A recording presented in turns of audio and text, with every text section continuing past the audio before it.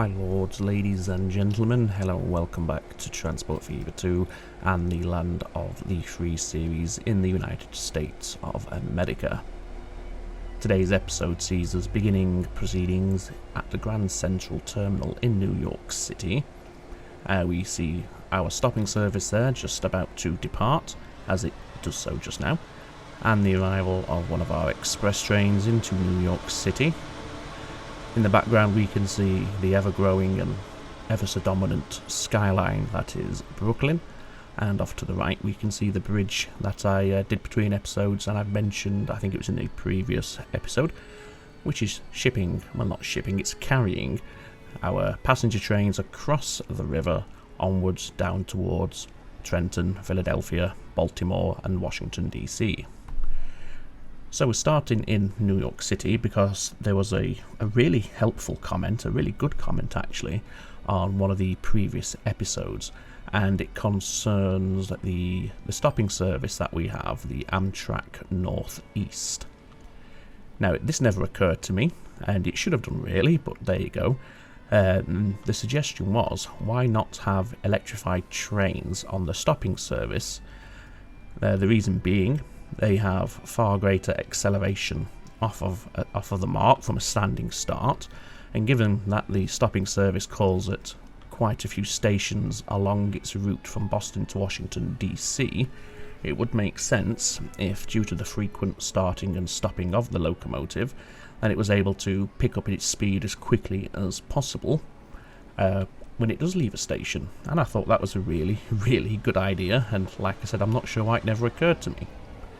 So that's what we're going to do, just as one of the other stopping service trains comes in, it will be heading on towards Trenton in a few moments once it's finished its loading manoeuvres here.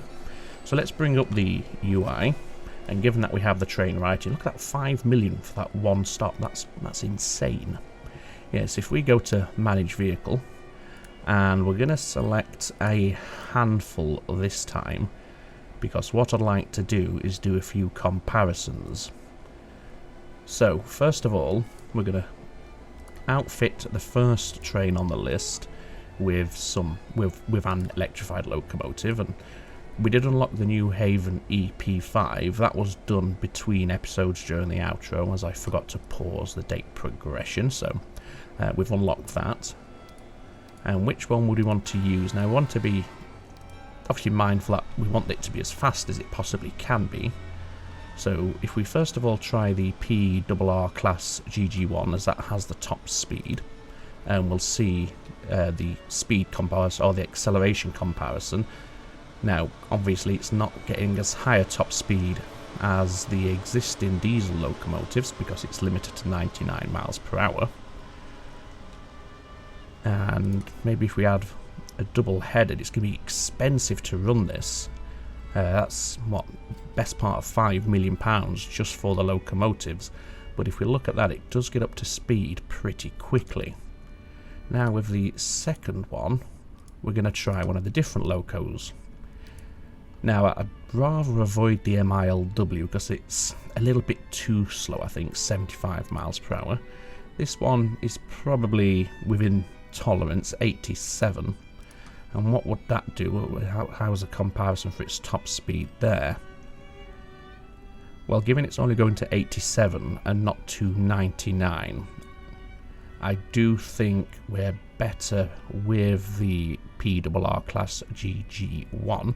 However, the New Haven is obviously cheaper to run. It's just under 2 million per year, so we're saving about 400 or 500,000 per year if we double head it with New Haven EP5s. Either way, they're both a lot more productive and quick off the mark than the, well, I can't even remember what these ones are, the New York City livery EMD F7As. Just as a final comparison though, we will chuck on the MILW class EP2. And again, we'll double head it, because all the others have been double headed, so it's got to be as fair as we possibly can. Now that one actually might, but the speed is probably a little bit too slow for my taste. I think on balance we're going to go with the PRR because it's got a nice top speed and it is getting to its top speed pretty quickly, 116 seconds or just over 3 kilometers. I think that's good enough for what we need it to do. Now, given that we're limited to 99, we might want to consider using different carriages. The gold sand can do 112 and it carries 19, whereas the New Mexico does 93, so we're further limiting its speed, but it's 5 tons lighter per carriage, but it does carry 1 less passenger. So on balance, again, I think we're going to stick with the All-America Golden Sand for our stopping service, and we're going to go with the PRRs, I think. It's the most expensive option we have available to us, but with all of the factors borne in mind, such as obviously the power, the speed, the acceleration, I think it's probably the most suitable one that we have. So what we'll do then is, rather than go through and replace them all one by one, we shall just do a bulk replace on all vehicles. So start off with the PRR class GG1. Passenger wagons, we're using the Golden Sand. We have 8. What's that? 1, 2, 3, 4, 5, 6, 7, 8. And then we have one of those at the back. Yep, I think that's fine. What if we dropped one off? How would that be? Let's just have a quick look. Yeah, there's very little in it really, so I think we will stick with the 8. That way we're not reducing our passenger capacity in any way. So if we were to replace all of these, it's going to cost 265 million, which really isn't a problem anymore. So we'll go ahead and we'll do that. We'll colour them green because that's the same colour as the line, although the locomotive might look a bit weird with the green livery, but we'll check that and have a look in a moment. I'm just going to leave the maintenance as is for now, and what I want to do first is actually go to one of the locomotives and just have a look at its appearance in the green. Now I think that looks okay actually. Yep, quite pleased with that. So we'll see how these perform. As we know, they are going to cost us more to run per year than the previous iterations, but that's a cost we're just going to have to put up with in exchange for having that quicker acceleration as they leave the station. Okay, so that's taken care of. Thank you for that suggestion. The next thing we're going to do, or what we're going to focus on today, is setting up some airports. It's something I mentioned definitely in the previous episode. I think it's been touched upon in the past couple as well, and I think now is the time that we go ahead and set up some air traffic routes on this map. The first airport is going to be right here in New York City. It serves 2 purposes. That first of all, it's obviously quite central on the map, and secondly, we're going to have a huge catchment area in theory for all of these. We've got 1, 2, 3, 4, 5, 6, 7, 8 cities, quote unquote, that could be served by one airport. So we might end up with quite a lot of passengers here, and this could be a very, very lucrative venture indeed. The downside is it's going to have some impact on our passenger services, of course, but that's just part and parcel of the modernisation. So airport then, passenger airport. Landing direction doesn't really matter, and we'll just stick with one terminal for now with a hangar, and the question is, where do we want to situate the airport?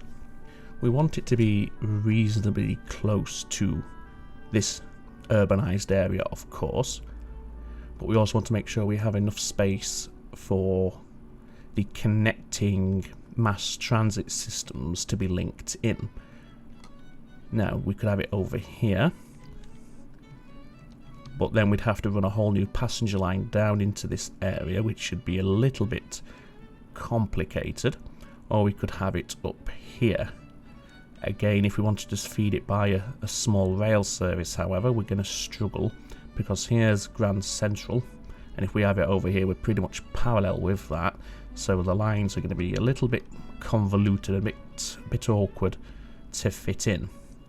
As we can see, it's getting quite laggy at this point when you have the building menu open, so you just have to bear with the frame rate drops. The FPS count in the top corner, even with the mouse not moving, is currently reading about 15, which is not great. So, where do we want to put it? I think we're going to go down here for this. I think this is going to be the best place for it, because the passenger line could in theory run this way, branch off down here. We could have a quite prominent bridge over this little bit of river here before swinging into the airport in this area. We also have a road network very nearby as well, so I think, yeah, this bit of land here somewhere in this vicinity is the ideal place for this one. So let's go ahead. Now, it's got quite a large footprint, as we can see. What I'm going to do is, I believe, and I may be wrong, but I do believe the JFK airport does jut out into the river, and it has had some land reclamation done to support the runways. I might be wrong in that one. Something tells me that's how they did it. So it would be true to life, kind of. Obviously the location's going to be all sorts of wrong, I'm sure. But yes, in terms of how they built it, it would be true to life if we did a bit of terraforming here to make sure we have enough land footprint to fit it in comfortably. So, where do we want to go? I think if we go here, like that, that's going to leave us plenty of room for any train stations, any roads, any bus stations and the likes that we have to serve the airport to get the passengers in and out. First thing we're going to do is rename it, and yeah, it's not in the right location, I'm sure. I've not checked, but I'm guessing that on balance of probability it's in the wrong location, but we are going to call it JFK Airport as a nod to reality. Right then, so we're going to want some roads down here, and we are going to want them to be fairly large with a fairly decent top speed capability. Do we want a tram track? I'm going to say yes we do. Do we want a bus lane? I'm going to say yes we do. Just to ensure that if there are private vehicles driving up and down here, they're not getting in the way of our vehicles, and we can pass in and out quite comfortably without worrying about any delays and traffic jams. So we'll do that. I think we might... no, we won't leave the traffic lights for this. We will get rid of them. Yes. So in time, this road here will have to be electrified with a tram line as well, and a bus line, but that's okay. We don't have to worry about that immediately. The next big decision we have is how do we want to get our people in and out of the airport as efficiently as possible. Do we want a small train station perhaps? As I said, if we were to do that, we could quite easily link in to the passenger line somewhere along here and come over the river. Or we could have a tram that runs through all of this. The problem with having a tram service connecting all these districts to the airport is, as we can see, we already have some traffic build up in the key areas. Now we do have bus lanes on these, I think. Oh well, that one does.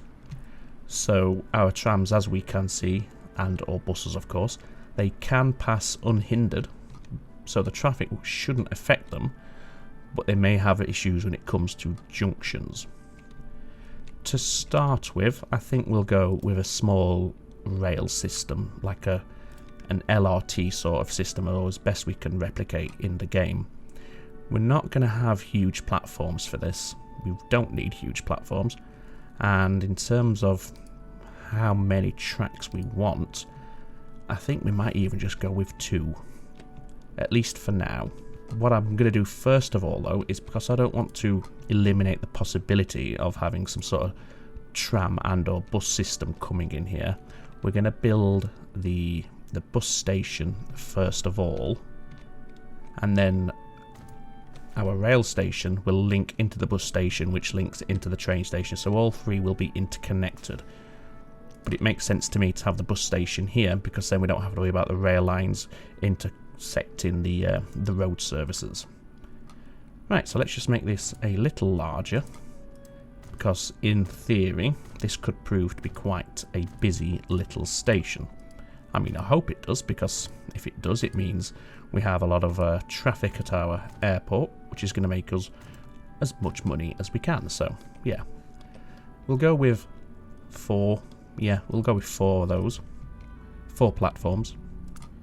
We'll go for the street access, of course. And then we want to connect this in to this road here.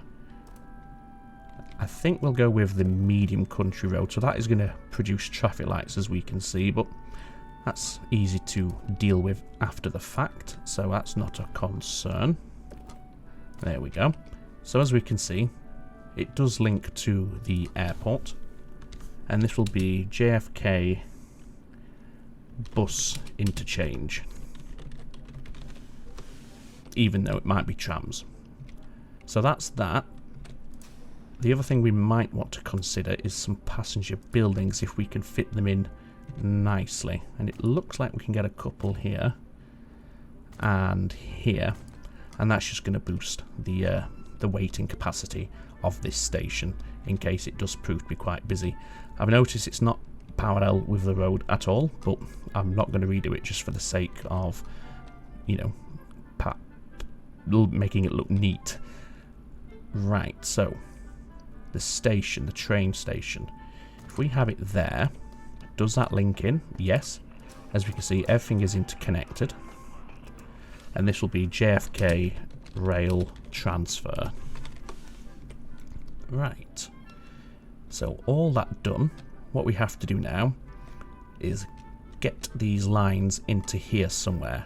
Now we have all these platforms open and available to us, so we don't have to worry about this area. That's all taken care of.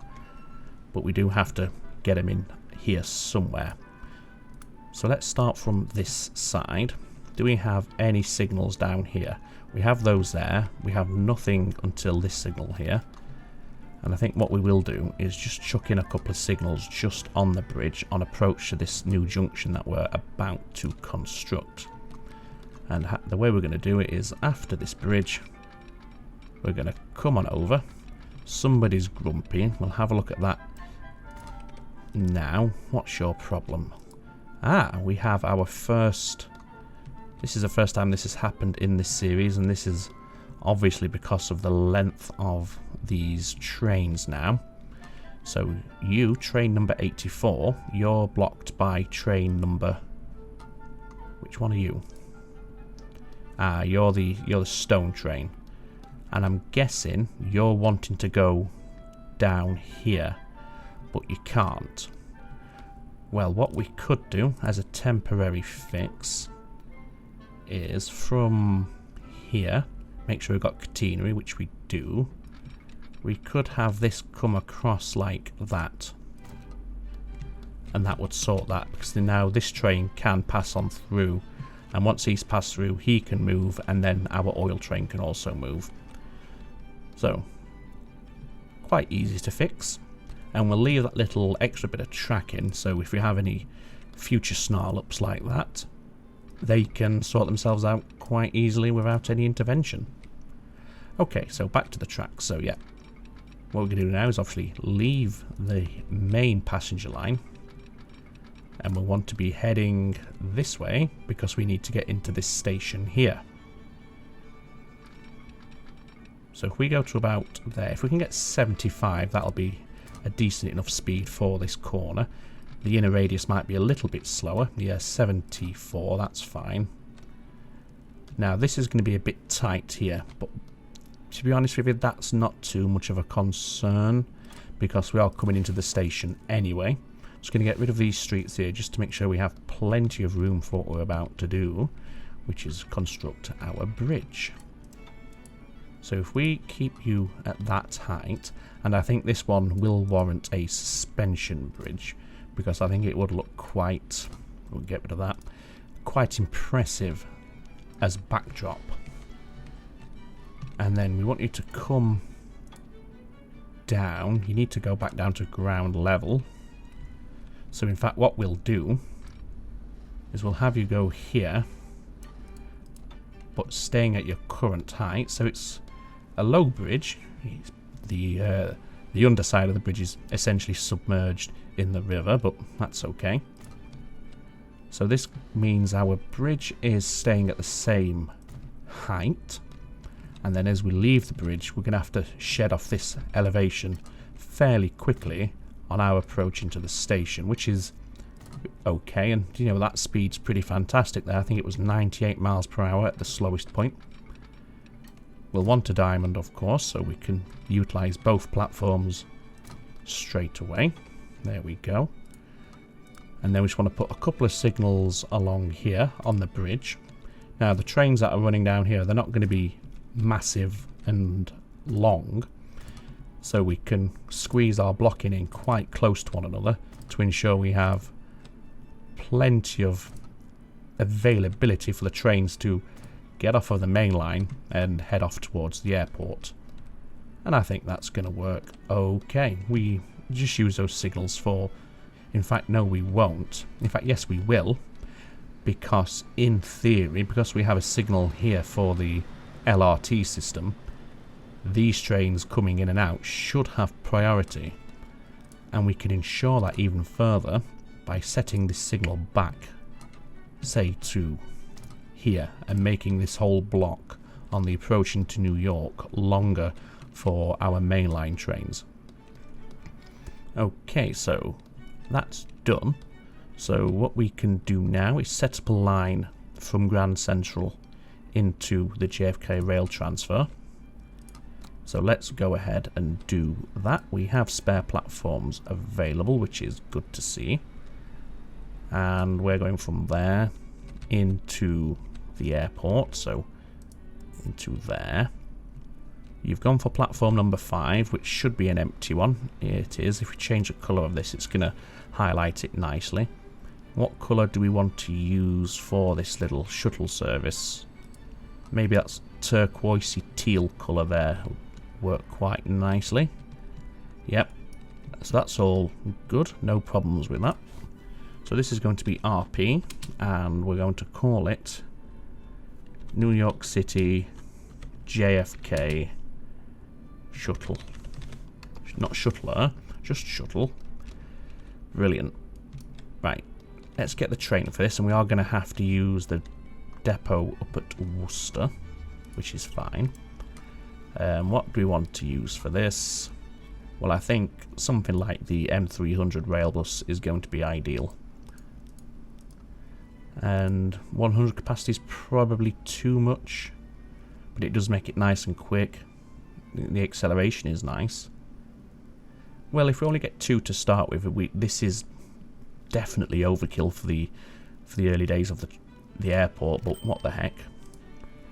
Now we know there's not going to be any passenger generation at the moment because there's nowhere for people to go from JFK Airport. They can get to the airport and then just sit there while we build the next one. So it's going to run empty for a little. Oh, okay, you can't find a path to the stop.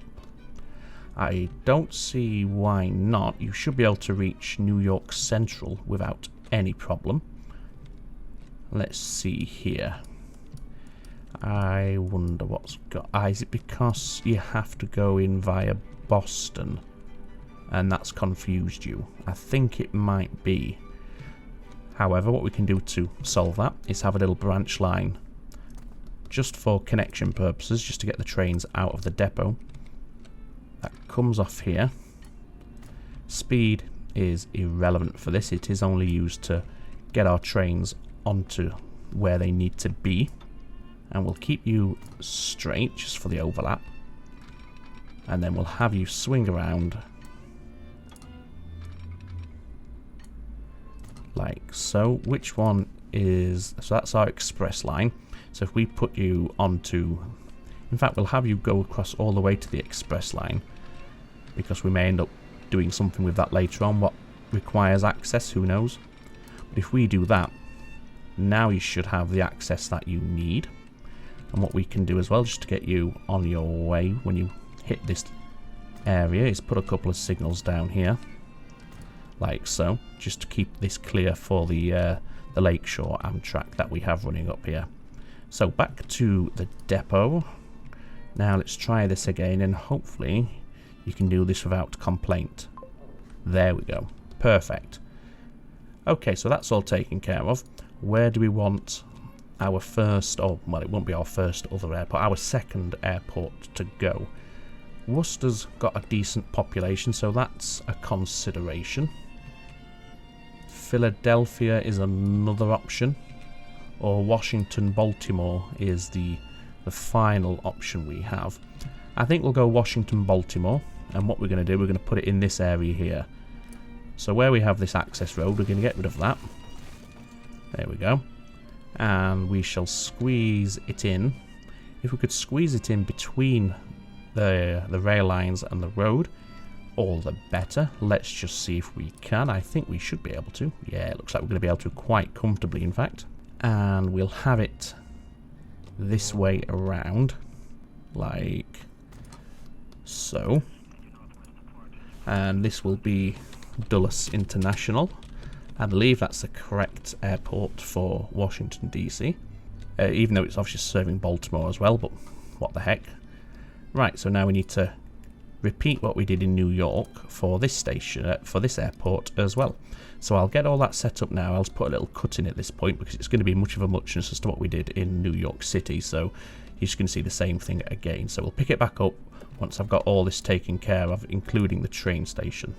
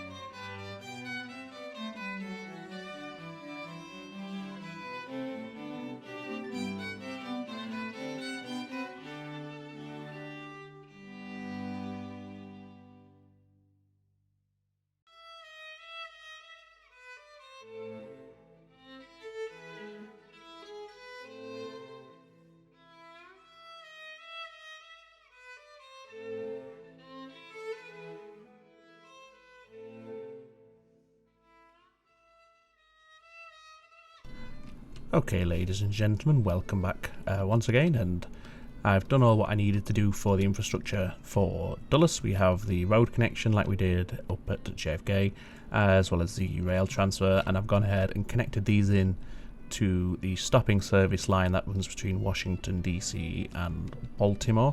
So the lines are ready to go there. So we'll do the lines first of all. Now hopefully we have the spare platform capacity to spare here, and yes we do, which is great.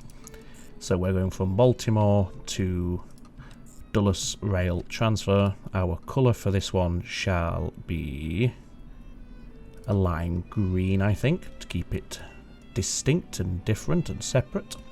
So that's all good to go. This will be the Dulles rail shuttle. Or rather, because we're going to have one from Washington, we'd better call it the Baltimore Dulles Rail Shuttle, just so there's no confusion. So that's that. And then we'll do the same from Washington, D.C. That's not the right station. Do we have a spare platform here? Yes, we do. So Washington, D.C. into Dulles Rail Transfer. And the colour for this one will be this pink colour here. So you're nowhere near the passenger express service, which is obviously what we're aiming for. We don't want to slow that down any more than we absolutely 100% have to. And this will be the Washington to Washington Dulles rail transfer. Sorry, rail shuttle. There we go. So now we can head all the way back to Worcester, to the depot. Purchase 4 trains, because we're having 2 per shuttle service.